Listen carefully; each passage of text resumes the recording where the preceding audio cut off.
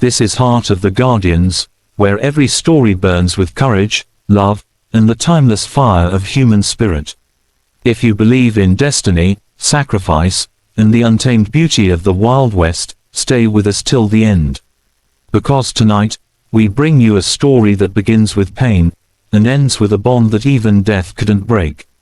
The wind carried dust and silence across the plains that day. The sun was hanging low, red and merciless, baking the earth into cracks. A lone cowboy, Ethan Cole, rode his tired horse across the Arizona desert. His canteen was nearly empty. His shirt was torn from days of riding without rest. He was chasing something, or perhaps running from something, no one really knew. All he had was the sound of hooves, the whisper of wind through cactus needles, and a haunting memory of the last town he'd left behind in flames. As the day began to fade, Ethan noticed movement in the distance, a flicker of color against the pale desert. It wasn't a mirage. It wasn't an animal. It was a woman. She stumbled across the sand, her steps heavy, her skin glistening with sweat. She wore deerskin clothing and beads that shimmered faintly in the dying sunlight. Her hair, black as midnight, was tangled with dust and blood.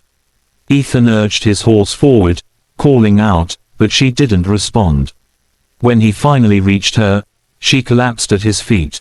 Her arm was swollen, terribly swollen, and he saw the unmistakable twin punctures of a rattlesnake bite just above her wrist.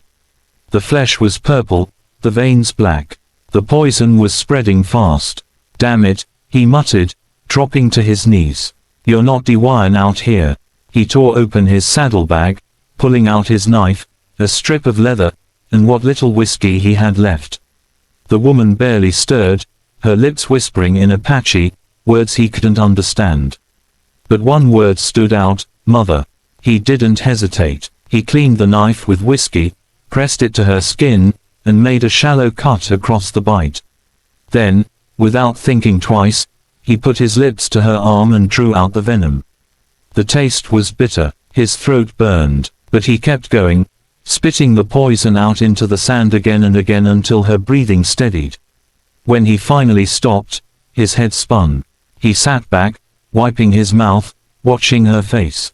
The swelling began to slow, but she was pale as ash.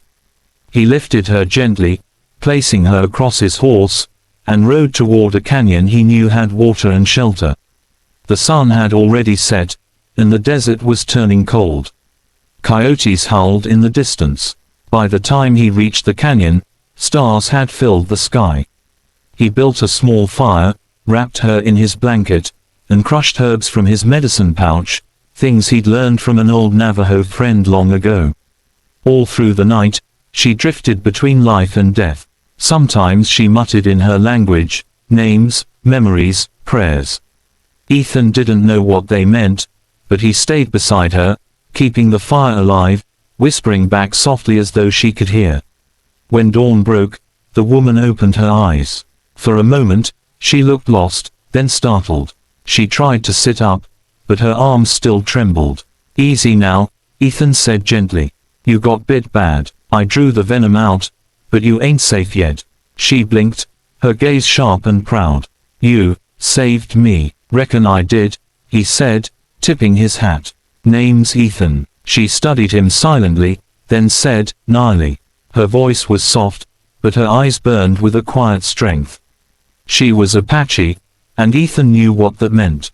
The Apaches didn't take kindly to outsiders, and she'd probably be missed. He offered her water. She drank slowly, watching him the whole time. "Why help me?" she finally asked. Ethan looked toward the horizon. "Because you're a human being. That's reason enough." For the next few days, Ethan stayed with her in the canyon. He hunted small game, brought water from the stream, and helped her wound heal. Gnarly began to recover, though her gaze remained wary, unreadable. At night, she told him stories, of her people, of spirits that guarded the desert, of the snake mother who punished those who disrespected nature. Ethan listened, half believing, half lost in the music of her voice. One evening, as the firelight danced on the canyon walls, she turned to him. "You drew the venom from my blood," she said. That means your spirit touched mine. Ethan frowned. Didn't mean nothin' by it. Just tryin' to keep you alive. She shook her head. Among my people, that means we are bound. Your breath saved mine. The spirits will not forget that. He chuckled softly. Guess I don't much believe in spirits.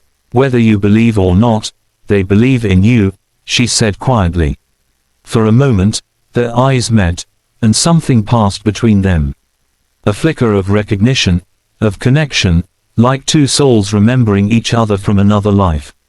That night, Ethan couldn't sleep. He lay awake, staring at the stars, hearing her quiet breathing near the fire. For the first time in years, he didn't feel alone. The next morning, he woke to find Nali gone. Her blanket folded neatly, the fire cold. Ethan's gut twisted. He stood, scanning the canyon, and then he saw her standing on the ridge above, her silhouette framed by the rising sun. You should go, she called down. My people are near, they won't understand. Let me ride with you, Ethan said. At least till you're safe. Nali hesitated, then nodded. They rode together toward the mountains, where the Apache lands began. Along the way, she told him more, how she'd been hunting herbs when the snake struck, how she'd been promised to a warrior she didn't love, how she'd prayed for freedom and thought death was her answer. Ethan listened in silence. Something about her words stirred an ache in him he hadn't felt in years. He'd once had a wife, long ago, who died because he wasn't fast enough with his gun. Since then, he'd been drifting, running from ghosts. Now, beside Nali, those ghosts began to fade. As they neared her village, they were spotted by Apache scouts. Arrows were drawn instantly. Ethan froze. Nali raised her hand. He saved me, she said firmly. He is under my protection. The warriors hesitated, then lowered their weapons, but their eyes stayed hard. Ethan knew he wasn't welcome. They led him into the camp, where the elders gathered. Nali spoke quickly in her language, telling the story of the snake, of the stranger who'd saved her life. The elders listened in silence. Finally, the oldest among them, his face carved with time, spoke. If he saved your life, his spirit is tied to yours. But a white man among us brings danger. Nali looked at Ethan. They will not harm you. But you must go before nightfall. Ethan nodded. I figured as much. Before he left, Nali handed him a small leather pouch. Medicine, she said. For your heart, not your body. He smiled faintly. Guess I needed both. As he mounted his horse, she stepped closer. The spirits say you will return when the wind changes. I will wait. Ethan didn't know what to say. He touched his hat, gave a small nod, and rode away into the burning horizon. Weeks passed. The desert grew hotter. The rains never came. Ethan wandered from town to town, unable to shake her from his thoughts. Every time he saw the sunset, he thought of her standing on that ridge, proud, alive, untamed. One night, as a storm rolled across the plains, he dreamed of her, her face pale, her voice calling his name. He woke drenched in sweat. Something inside him told him she was in danger. Without thinking, he turned his horse toward the mountains and rode hard through the night. By dawn, he reached the canyon where they'd first met. Smoke rose in the distance, Apache campfires, but something was wrong. There was shouting, gunfire. A group of bandits, bounty hunters, had found the village. They were after horses, gold, anything they could steal. Ethan didn't hesitate. He rode straight into the chaos, revolver blazing. He fought like a man possessed, every bullet fired with the fury of memory. He found Nali near the fire pit, cornered by two men. Her arm was bleeding from a knife wound. Ethan shot one of the men, tackled the other, and drove him to the ground. When it was over, silence returned. Smoke drifted over the camp. The bandits fled. Nali stood trembling, blood on her hands and fire in her eyes. You came back, she whispered. Couldn't stay away, he said, his voice hoarse. Guess the wind changed. She smiled through her tears. The spirits knew. He helped her to her feet, holding her close as the dawn broke again, the same sun that had nearly killed her once now rising over both of them. From that day, Ethan stayed near the Apache lands, living between two worlds. Some said the tribe accepted him, others said he vanished into the desert with her. But those who rode near the canyon at night swore they could still see two figures by the fire, a man in a worn hat and an Apache woman with eyes like storm clouds, sitting side by side, the wind carrying their laughter through the stones. Some said the venom had bound their souls forever, that what began with a snake bite ended with something far deeper, a promise. And in the heart of the guardians of the Old West, that promise still burns, stronger than death, stronger than time, stronger than the desert wind. This was the story of Ethan and Niley, a cowboy and an Apache woman whose spirits became one under the same unforgiving sky.